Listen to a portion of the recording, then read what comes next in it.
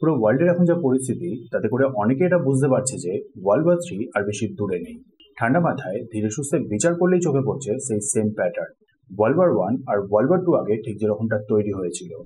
World war 1 যখন শুরু হয়েছিল তখন অস্ট্রো হাঙ্গেরি, জার্মানি আর ইটালির মধ্যে ছিল একটা অ্যালায়েন্স। ইটালি পরে যেখানে অ্যালাইড পাওয়ার্সের সাথে জয়েন করে, আর অটোমান এম্পায়ার চলে আসে জার্মানির সাপোর্টে। ফ্রান্স, ব্রিটেন আর রাশিয়া সেম অ্যাগ্রেশন ফেস করছিল বলে উল্টো দিকে একসাথে চলে আসে। অ্যালাইড পাওয়ার হিসেবে পরে আবার জয়েন করে জাপান আর ইউএস। মনে রাখবেন, এখানে কোনো ভালো খারাপের ব্যাপার নেই। কে ভালো কে খারাপ এসব ডিসাইড করার চেষ্টা করে কোনো লাভ নেই। কারণ শুরুতে অস্ট্রো হাঙ্গেরিয়ান এম্পায়ার যে সার্বিয়া মানে রাশিয়ার ক্লোজ অ্যালাইয়ের উপরে আক্রমণ করেছিল, তার পেছনে মেন কারণটা ছিল অস্ট্রো হাঙ্গেরিয়ান এম্পায়ারের উত্তরাধিকারীকেই হত্যা করে দেওয়া। ইটালি আবার অ্যালাইড পাওয়ারকে জয়েন করেছিল কারণ ইটালিয়ান স্পিকিং কিছুটা এরিয়া ছিল অস্ট্রো হাঙ্গেরিয়ান এম্পায়ারের কাছে। ব্রিটিশও প্রথমে সামওয়াট প্রোটেক্ট করছিল অটোমান এম্পায়ারকে, মিডল ইস্টে রাশিয়ান ইনফ্লুয়েন্সকে আটকানোর জন্য।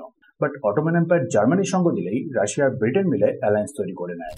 সো বুঝতেই পারছেন, পুরো ব্যাপারটাই হলো পাওয়ার আর ইন্টারেস্টের খেলা। সো সেরকম ভাবেই দেখা উচিত, ঠিক যেমনটা এখন হচ্ছে। যাই হোক, তার আগে ওয়ার্ল্ড ওয়ার 2 সময়টা দেখলে জার্মানি আর ইটালি মিলে প্রথমে শুরু করে এক্সপ্যানশন। ব্রিটেন আর ফ্রান্স ন্যাচারালি তার এগেনস্টে দাঁড়িয়ে যায়।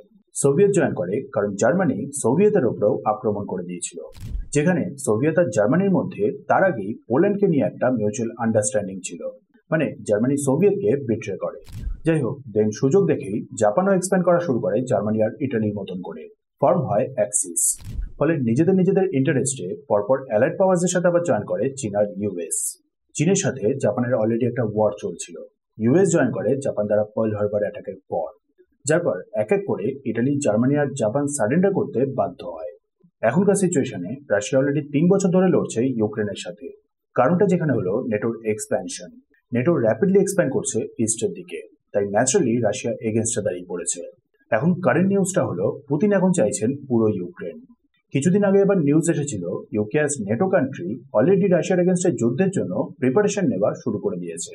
হঠাৎ নিউক্লিয়ার ওয়ার শুরু হয়ে গেলে তার প্রিপারেশন। মিডল ইস্টে চলছে ইসরায়েল আর ইরান। ইরান ইসরায়েলের এক্সিস্টেন্সের ওপরেই কোয়েশ্চেন মার্ক হয়ে দাঁড়িয়ে গেছে।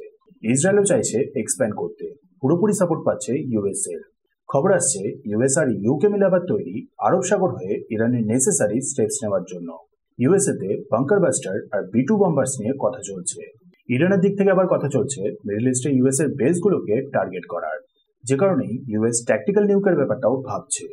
ইউএস ডোমসডে প্লেনগুলোকে সামনে নিয়ে আসা শুরু করে দিয়েছে, যেগুলোর পারপাসই হলো নিউক্লিয়ার ওয়ার হলে প্রেসিডেন্ট আর বেশ কিছু ইম্পর্টেন্ট মানুষদের সেফ রাখা। অন্যদিকে ইরানের সাথে আবার ইন্টারেস্ট টোটালি অ্যালাইন করে চীনের। চীন হিউজ অ্যামাউন্টে অয়েল ইম্পোর্ট করে ইরান থেকে, যে কারণে চীনের তরফ থেকেও আমেরিকাকে ওয়ার্নিং দেওয়া শুরু হয়ে গেছে।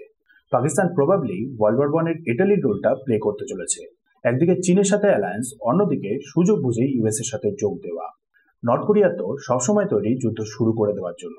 রাশিয়ার হয়ে অলরেডি ইউক্রেনের লড়ছে, মানে অ্যালায়েন্স তৈরি হয়ে গেছে।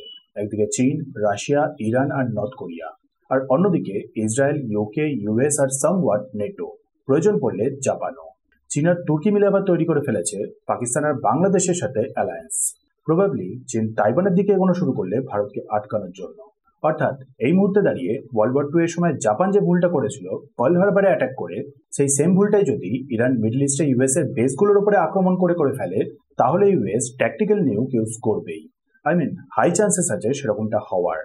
এবার সেই সুযোগেই চীন যদি তাইওয়ানে এগোনো শুরু করে দেয়, ওয়ার্ল্ড ওয়ার 3 তাহলে শুরু।